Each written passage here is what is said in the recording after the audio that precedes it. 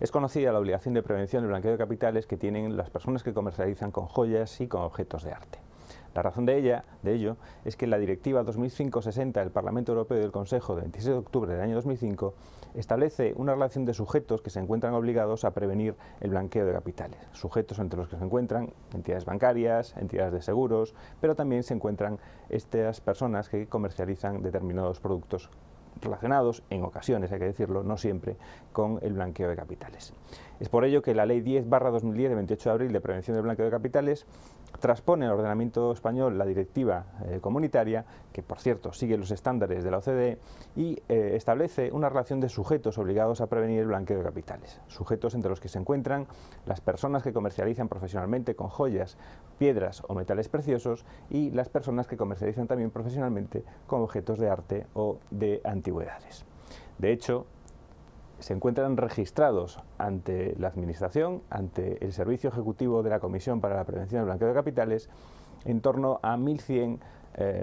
profesionales de este sector de la joyería, por ejemplo, en los años 2010 y 2011. Hay que decir ya que una de las obligaciones que tienen los sujetos obligados a prevenir el blanqueo de capitales es precisamente la de registrarse ante el órgano administrativo encargado de prevenir el blanqueo de capitales, que no es otro que el llamado Servicio Ejecutivo de la Prevención del Blanqueo de Capitales, que es, dicho abreviadamente, el SEPLAC. Pues bien, esta ley, la Ley 10/2010 de 28 de abril, que está en vigor desde el 29 de abril del año 2010, establece una serie de obligaciones importantes y cuyo incumplimiento es sancionado con multas de extremada dureza. Establece, digo, una serie de obligaciones para estos sujetos. Se colocan de alguna forma en el mismo plano que cualquier otro sujeto a prevenir el blanqueo de capitales. Dicho esquemáticamente, este grupo de obligaciones se pueden resumir en tres grandes bloques, de los cuales el primer y el segundo bloque son los más importantes.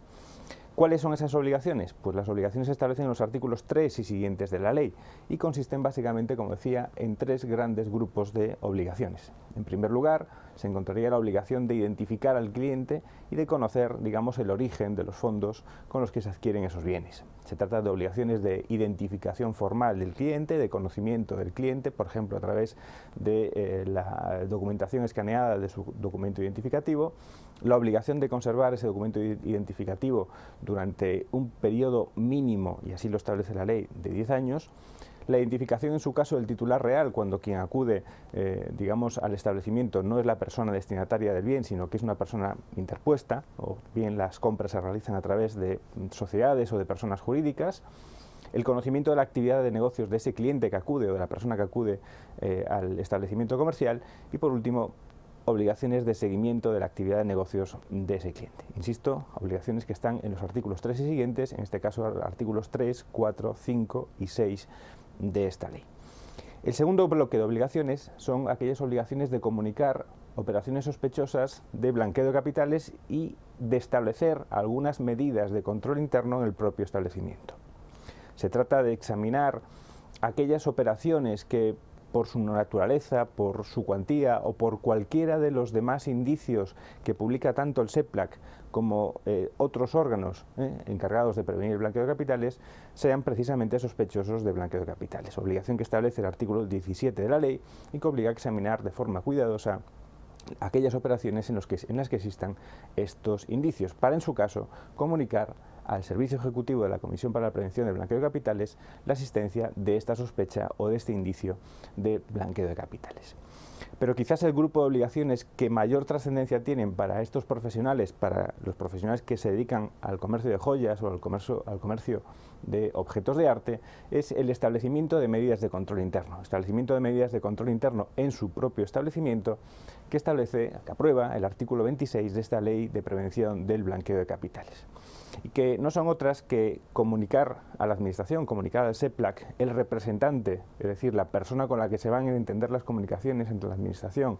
y, en este caso, el profesional de la joyería o de los objetos de arte, y en establecer unos protocolos de actuación, un manual interno de prevención de blanqueo de capitales que tiene que ser, digamos, llevado a la práctica tanto por el titular del establecimiento como por sus empleados.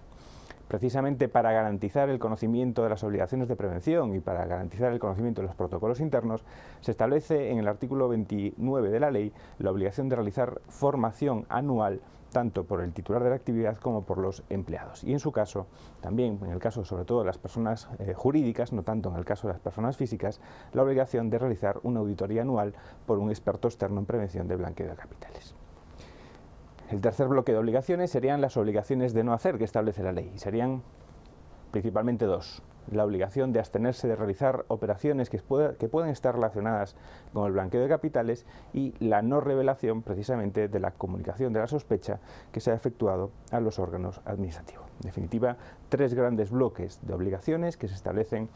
para los profesionales de la, digamos, joyería, de la comercialización de objetos preciosos o de joyas y metales preciosos, y también para los que se dedican a la comercialización de obras de arte o antigüedades. Como se puede comprender, es fundamental conocer qué es el blanqueo de capitales, cuál es su operativa y conocer precisamente estas obligaciones que establece la ley.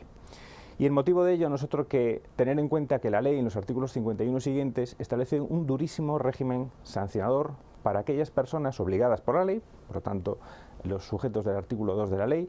que incumplen las obligaciones de prevención del blanqueo de capitales.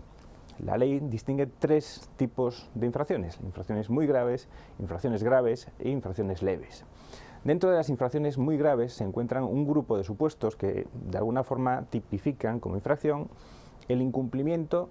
de la obligación de colaboración o el incumplimiento de la obligación de comunicación al SEPLAC de esa sospecha o de ese indicio, o incluso de esa certeza, por supuesto, de que se ha realizado alguna operación que pretende blanquear